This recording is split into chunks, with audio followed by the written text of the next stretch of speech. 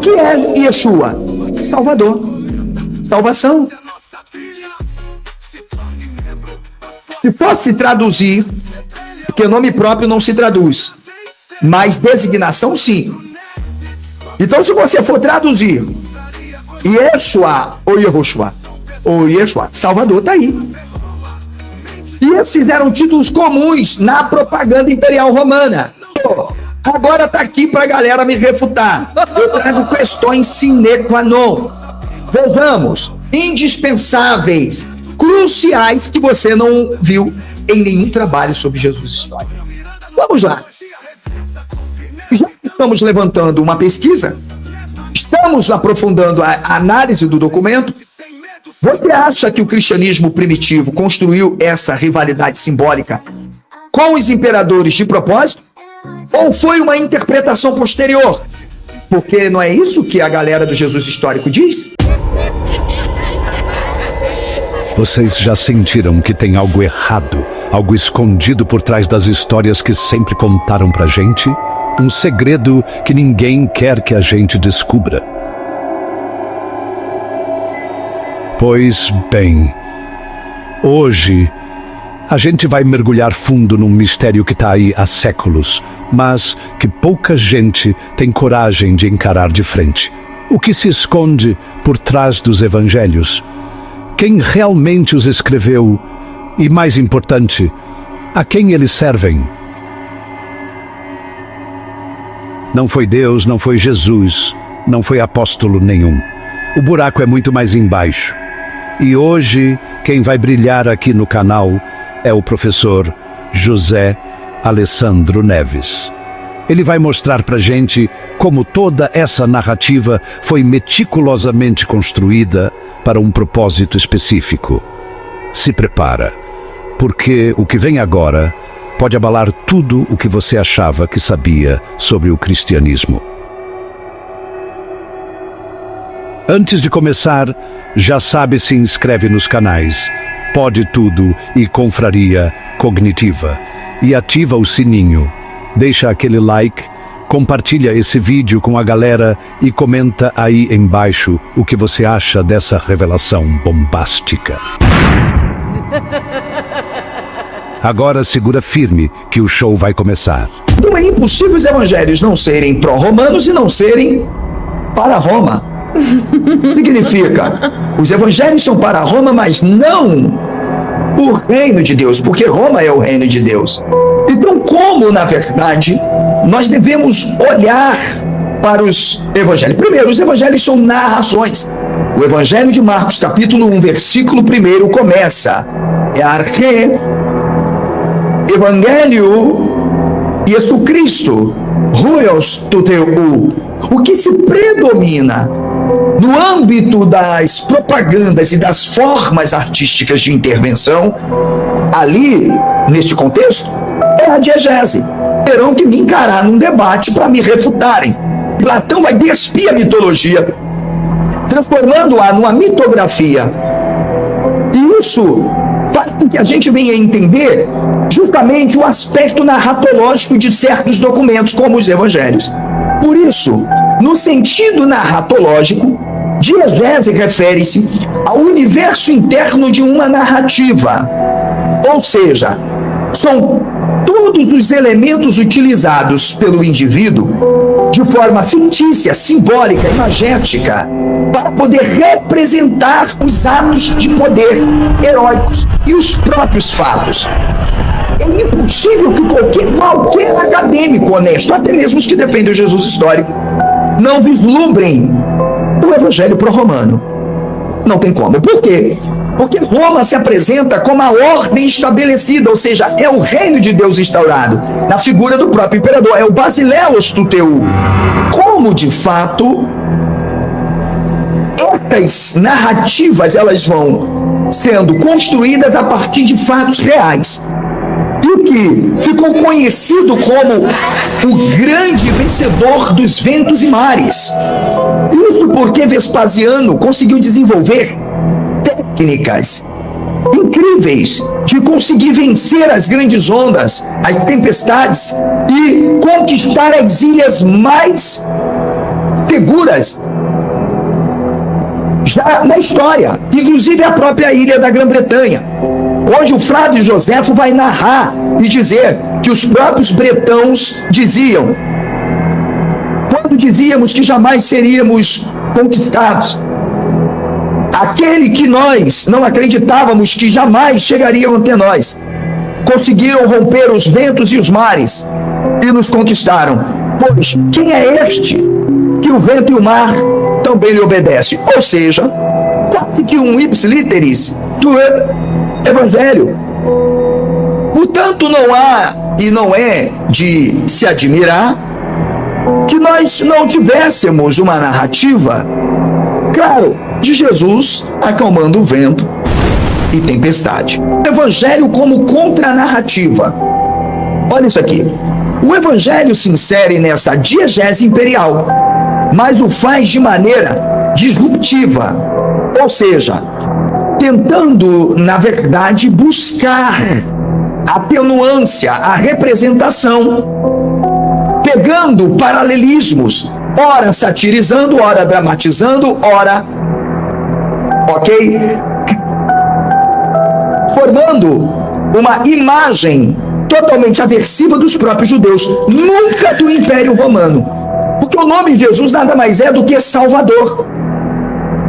Pode se apresentar como Salvador ou salvação. E não foi isso que Vespasiano foi chamado de Soter. Nós analisaremos isso mais para frente. Ou seja, é preciso que esta figura ela se apresente como uma figura de acomodação literária, propagandística. Para quê? Para que os judeus e os gregos, como nós veremos adiante, aceitem a condição de servos de Roma. Paulo não fala, na verdade, de um Cristo, de um homem real. Ele fala justamente de uma figura que representa o poder, a libertação dos gadarenos que estavam sendo assolados por sicários e zelotas. Vejamos isso aqui, ó. Os textos se repetem nessa estrutura. Veja, o que o texto vai descrever? Um homem possuído por uma, preste atenção nisso aqui, legião, vamos grafar, legião, ok? Legião de quê? De demônios, vamos grafar isso aqui. Esses demônios, eles são transferidos para uma manada de porcos. Lembrando, os porcos eram símbolos da legião romana. Depois eles são lançados onde? No mar. Já. Esta metáfora, portanto, pode simbolizar Vespasiano libertando a cidade dos rebeldes zelotas ou da ocupação romana momentânea. Então vou dar até vermelho aqui, ó, para você ter uma ideia. Portanto, eu estou dizendo que o Evangelho é de Roma. Primeiro, a ideia de que os escritores evangelistas usaram uma diegese, ela é mais do que fundamentada. Vai estar reservado esse conteúdo para os membros. Olha isso aqui. Primeiro, ele explica sobre o mitos,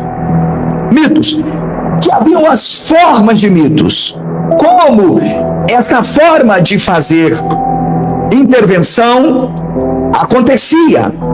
Utilizando, ele chega a falar, inclusive, de como em outros grandes clássicos que ele vai trazer, se pensava a ideia do mito sobre o divino, perigar, teon, rostei, legestai, erentai. Tá aqui, ó. Ok? Então, ele sabe o que está descrevendo. Vamos continuar. Aqui, o Aquimanto, que sabe que Sócrates está tentando mostrar que os poetas são pervertidos, os poetas corrompem os cidadãos da polis, ele tenta mostrar que entre a poesia e a mitologia é a mais importante, porque ela é capaz de intervir, de acomodar e de mudar a mentalidade de um povo. Os poetais Ó, poetai, kai log poioi, kakos legulsi, periantropon, tá? Megistá. Ele está mostrando, olha, os poetas, eles atuam justamente criando narrativas de modo a condicionarem os homens em um mundo justamente ideal. O mundo ideal. E aí ele vai mostrar que não é esta forma a apropriada para se estabelecer o poder. E aí ele começa a falar do Mythologen. Aqui, ó. Mythologen. Ok? As mitologias são feitas, elas são ditas, são narradas por meio da diegese. Ok? O evangelho é de Roma, não dos judeus. O reino é para quem? Para os judeus e os gregos. Mas quem são os senhores do reino? Os romanos. Poetai diegesin. Periteton. Tá vendo aqui? É simples. Não temos mais. Olha aqui, ó. O diegesis men esticai rotan. Não temos mais, ou seja, a gente não precisa muito para mostrar. Isso aqui é para explodir a academia. Isso aqui, eu estou denunciando a maior pseudagem de todos os tempos e a maior farsa da história. Primeiro, de que existia um cara que andou sobre águas, que expulsou o demônio, que ressuscitou dos mortos, que ressuscitou mortos e que, a partir daí, se tornou uma base fundamental do cristianismo. Não, isso é teologia a posteriori. Segundo, também estou mostrando que o Jesus histórico é uma aversão a tudo isso. Portanto, é uma ideologia da modernidade que tem por objetivo se opor à estrutura de um Jesus literário, ou seja, da fé. Mas a narrativa dos evangelhos, que são propagandísticas, elas revelam o que é os evangelhos. Então eu desafio qualquer historiador, André Chavitarese, Juliana Cavalcante, Leandro Carnal, o próprio Ateuzinho Pondé, qualquer um, mostrar para mim que a minha tese, a minha teoria, a metodologia aplicada por mim, ela não tem fundamento, porque ela faz parte da estrutura, da história da literatura clássica, da historiografia clássica, da mitografia clássica.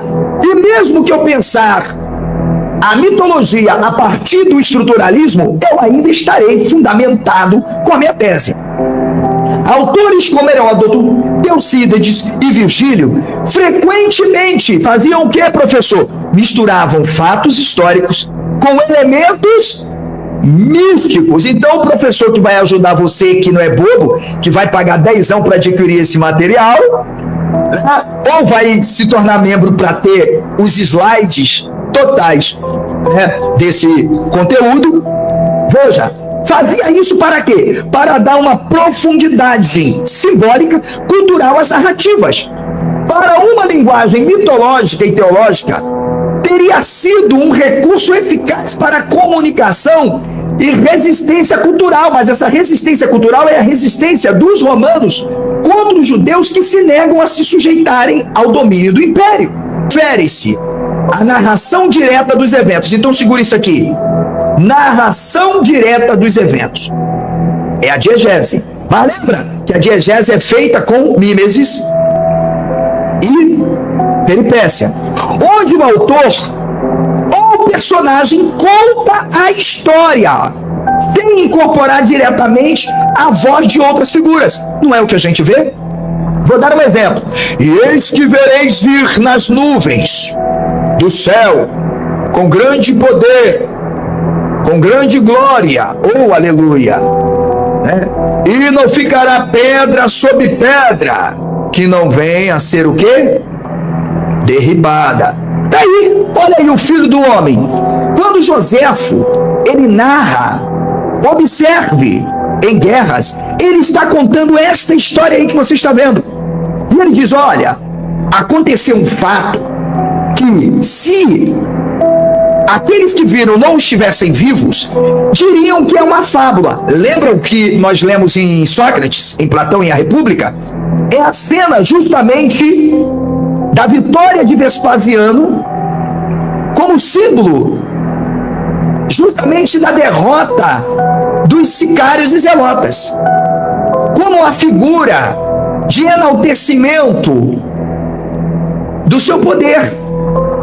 E se você perceber, a cena ela é típica. Veja, e aí há a peripécia. Olha aqui, o contexto histórico e a propaganda flaviana.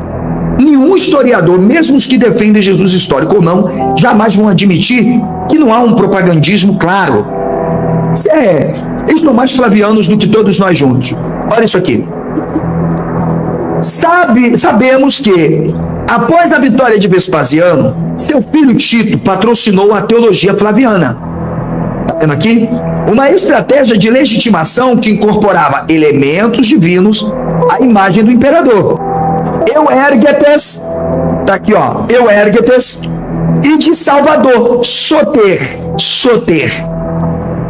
O que é Yeshua? Salvador, salvação. Se fosse traduzir, porque nome próprio não se traduz, mas designação sim.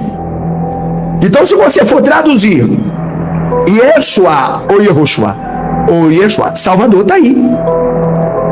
E esses eram títulos comuns na propaganda imperial romana. Agora está aqui para a galera me refutar. Eu trago questões sine qua non. Vejamos, indispensáveis, cruciais, que você não viu em nenhum trabalho sobre Jesus histórico. Vamos lá. Já estamos levantando uma pesquisa, estamos aprofundando a análise do documento. Você acha que o cristianismo primitivo construiu essa rivalidade simbólica com os imperadores de propósito? Ou foi uma interpretação posterior?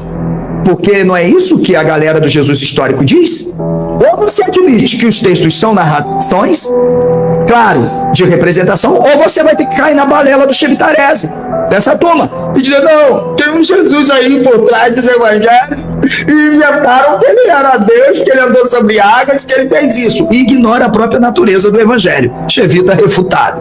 Mas a segunda pergunta: o evento descrito por Flávio Joséfo sobre um homem nas nuvens, ou aquele aparecimento, pressupondo, com exércitos celestiais, pode ser interpretado como uma diegese relacionada à campanha de Tito e à destruição de Jerusalém? Eu só pergunto, se não pode, vocês vão ter que estar esperando Jesus voltar. E lembrando, ele disse ao ter, naquela geração. E agora? Se ele era figura histórica, então ele tinha que ter voltado. Ele voltou? Não, portanto não era um Jesus, era uma narrativa do Filho do Homem, portanto diegese. Espiritarese, refutado. Vamos à terceira. O endemoniado gadareno é uma tipologia da travessia do Mar Vermelho, como tentou Richard Rosley trazer? É um draft remes, como alusão ao afogamento de Faraó e à derrota dos romanos? Também não. Os romanos não foram derrotados. Pelo contrário, mantiveram o controle e o poder. Se você disser sim, eu pergunto, derrotados por quem? Porque não houve absolutamente nenhuma derrota. Portanto, a narrativa do endemoniado gadareno é mais uma vez um enaltecimento de Vespasiano ao se apresentar como Altíssimo Salvador e Benfeitor e Libertador dos gadarenos. Se os evangelhos, de alguma forma, são escritos por judeus para salvar a humanidade, o mundo, ou, de alguma forma, se os evangelhos não são produções romanas por judeus, por que os romanos não estão inseridos no plano de salvação dos próprios evangelhos, na dimensão do Basileia ou Tuteu, do reino de Deus? O evangelho inclui os romanos como passivos da salvação? Responda, Chevita. Responda, defensores do Jesus histórico. Por que quem está escrevendo omite categoricamente os romanos dentro da estrutura passiva como objetos da salvação? Não. Vamos ler? Primeiro texto, Romanos capítulo 3, verso 9. Encontramos ali: por que somos nós mais excelentes? Opa! Tem alguém falando Por que somos nós mais excelentes? Lembrando que não é Paulo. Como assim, professor? O texto é Romanos? Não. A academia já não tem mais Paulo. As cartas não são mais de Paulo, são cartas de Paulos, de pessoas que estão servindo ao Império Romano, e, portanto, se pressupor que as cartas não são evangelhos é uma tolice, porque elas são características de se enviar enunciados, mas os enunciados são evangelhos. Portanto, vamos pegar o discurso. Por que somos nós mais excelentes? Alguém está perguntando. Nós quem? Essa seria a pergunta. Nós quem? Então tem um redator, tem um escritor. Esse escritor vai dizer, de maneira nenhuma, pois já dantes demonstramos que tanto os judeus como os gregos, todos estão debaixo do pecado. Ué, por que os romanos não estão debaixo do pecado? Cadê os romanos aqui? Matando os críticos da teoria flaviana me refutarem, o senhor Chevitarese explicar, justificar isso, Juliana Cavalcante, Jonas Matias, cadê os romanos? A teologia política paulina, ela inclusive aqui nesse livro aqui, ó, de minha autoria, lançamento 2025, R$90 com frete, já batemos hoje, só hoje, 5 vendas. Ok? Tá aqui, ó. Você já pode adquirir, pode pagar no cartão em 10 vezes ou no Pix. O antagonismo do Estado, uma tipologia do Deus da Bíblia. É um trabalho fenomenal, tá? Foi incentivo da minha orientadora de pós-graduação, com nota máxima na avaliação, publicada na própria revista da faculdade, o meu artigo. E aqui, por incentivo dela, eu ampliei a pesquisa. O que era 17 laudas se transformou num livro de 300 páginas, de muito conhecimento. E aqui, inclusive, eu vou falar dessa teologia paulina também. Ok? É mais um trabalho do Alessandro, ou José Alessandro, sem título de doutor, deixando um legado para o Brasil. Tanto os judeus como os gregos estão debaixo do pecado. Quer dizer que os romanos não, né? Claro que não! Porque o reino de Deus é dos romanos. Eles é que instauram o reino, e o evangelho é o enunciado da salvação dos romanos para os judeus e para os gregos. Outro texto, esse aqui. Porque os judeus pedem um sinal e os gregos buscam a sabedoria. O autor exclui, parece que não existe Roma, não existem os romanos. Mas por que não existe? Porque eles é quem estão ditando a regra do jogo. 1 Coríntios 1:23. Lembrando, agora é a figura do Cristo crucificado. Ok? Mas nós pregamos a Cristo crucificado. Opa! Todos já sabem que esse Paulo não tem nada de Paulo histórico e nem de Jesus histórico. Só que ele vai falar algo interessante. Que esse Cristo crucificado é o quê? Escândalo para judeus e loucura para os gregos. Ué, e por que não é para os romanos? Por quê? É simples. Lembra que eu falei da ideia? Lembra que eu falei da peripécia? Lembra que eu falei da dermatologia, da mímesis? E por que tem que, de fato, atribuir tanto aos judeus quanto aos gregos uma dimensão simbólica e aos judeus uma culpa? Justamente, a dermatologia faz parte. Calma, calma. Que quem está anunciando a salvação são os romanos, não os judeus e não os gregos, porque eles são passivos do evangelho de salvação. Ok? Primeiro você tem uma teologia política paulina, que eu falo aqui, ó, nesse livro aqui que você tem que adquirir hoje. Aproveita. Vamos bater aí pelo menos 20 vendas ainda hoje. Por R$220 você vai ter a minha coleção de esboços do Antigo Testamento, análise indiciária e intertextual da Bíblia hebraica. São 6 volumes. Cara, preço de picolé. Você vai pagar R$220 já com o frete. É só entrar comigo. Lembrando, é só até o dia 31 de março. É o mês do meu aniversário. Portai-vos de modo que não deis escândalo nem aos judeus e nem aos gregos. Ué, peraí. 1 Coríntios 10:32. Por que ele não se preocupa e lê aos romanos? Porque são os romanos que estão no controle da narrativa. Pois todos nós fomos batizados em um espírito, formando um corpo. Olhe isto: quer judeus, quer gregos, quer servos, quer livres. Cadê os romanos? Paradoxo de uma teologia judaica. Kyrios garestin sabatu ruios tu antropu. Porque, pois, o Senhor é a Senhor do sábado, para que saibais que o Senhor, o que é o Filho do Homem, porque o texto você pode ler interlinear ou linear. Eu comecei por Kyrios. Kyrios garestin tu sabatu ruios tu antropu, para que saibais que o Filho do Homem é Senhor, pois, do sábado. Pergunto: se Jesus foi um judeu e ele existiu, ele seria Senhor do sábado? Não, claro que não. Portanto, você tem uma alusão ao próprio Vespasiano. Para que ectes basileias autu? É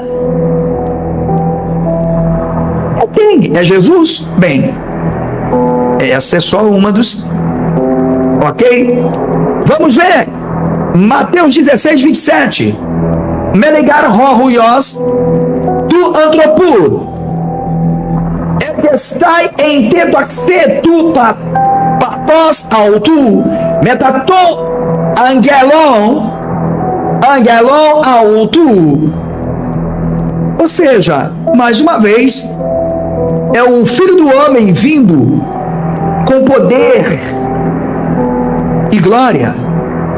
É gênero de cata tal tonton cronon Jesus sofos anir. Olha agora. Ige andrauton legen cre. Tá vendo aqui? E naquele tempo apareceu Jesus, um homem sábio. Se é que se, né, pode chamar assim. Engar paradoxon ergon poetes didáscalos. Interessante, ele era um mestre, ok? Fazedor de grandes obras. Só que tem o seguinte, presta atenção nisso aqui. Quem eram as figuras que ele atraía? Ele atraía polis me iudaios, polis decaitu helênico. Por que ele não atraía os romanos? E aí, meu parceiro, minha parceira, tu tá respirando ainda? Tá inteiro ou ficou com a mente explodida depois dessa? Porque eu te falei, né? Isso aqui não era brincadeira, não era vídeo comum, não era teoriazinha rasa de internet. Hoje a gente cavou fundo, foi até as entranhas dessa história toda e revelou um segredo que os religiosos sempre tentaram esconder da gente. Os evangelhos não são o que você pensava. Eles não são relatos inocentes sobre um Jesus mágico, salvador da humanidade. Não são a palavra de Deus. Não foram escritos por pescadores iluminados pelo Espírito Santo. O que o professor José Alessandro Neves mostrou aqui foi algo muito mais profundo, mais denso e, principalmente, mais perigoso. Os evangelhos foram construídos como uma ferramenta política de Roma. Isso mesmo, propaganda romana, jogo de poder, manipulação ideológica em estado puro. Não tem Jesus andando sobre as águas, multiplicando pão e peixe, ressuscitando o defunto. O que tem é um império gigante, usando a narrativa para manter o domínio sobre as massas, criando um mito sob medida para manter o povo sob controle. Reino de Deus. Não, Reino de Roma. E aí vem a pergunta: se tudo isso tá tão claro, se a estrutura tá toda escancarada, por que ainda tem gente que acredita? Por que ainda tem milhões de pessoas defendendo essa história com unhas e dentes, vivendo a vida inteira em função disso? Por medo, por doutrinação e, claro, por desconhecimento da verdadeira história. Mas agora você já sabe. E quando a verdade bate na porta, meu irmão, não tem como desver. Agora, bora falar do cara que trouxe essa bomba pra gente hoje. O professor José Alessandro Neves. Esse cara é um monstro na pesquisa. Destrincha os documentos históricos como ninguém. E ainda tem a ousadia de falar a verdade sem medo. Você não vai ver isso dentro das igrejas, não vai ouvir isso em seminário teológico, e muito menos vai encontrar pastor tocando nesse assunto. Só que a academia séria já sabe disso. A elite intelectual já entende que os evangelhos são construções narrativas de propaganda. Só que essa informação fica lá, restrita, guardada, porque se o povão descobre, o sistema desmorona. E é por isso que o trabalho do José Alessandro Neves é essencial. Ele pega esse conhecimento que só meia dúzia de acadêmicos conhece e traz para o povo, de forma acessível, direta, sem frescura, sem enrolação. Se você curtiu esse vídeo, mano, presta atenção. Esse é só um pedacinho do que o cara tem a oferecer. Quer continuar nessa jornada de desvendamento da história? Quer ir além e entender ainda mais? Então corre agora e se inscreve nos canais dele. Pode Tudo e Comparaia com Objetivo. Se inscreve lá, ativa o sininho. Fortalece o trabalho dele porque esse conteúdo precisa chegar para mais gente. E mais uma coisa. Se esse vídeo abriu tua mente, não guarda essa informação só para você. Compartilha. Joga nos grupos, manda no WhatsApp, posta no Facebook, faz esse conhecimento girar. O que a gente tá fazendo aqui é espalhando a verdade, quebrando correntes, libertando mentes. E claro, antes de sair, já mete o dedo no like, se inscreve aqui no canal também e comenta aí embaixo o que você achou dessa revelação toda. Bora trocar ideia, bora discutir, bora aprofundar ainda mais. Porque, meu amigo, minha amiga, a verdade tá na mesa. Agora é contigo.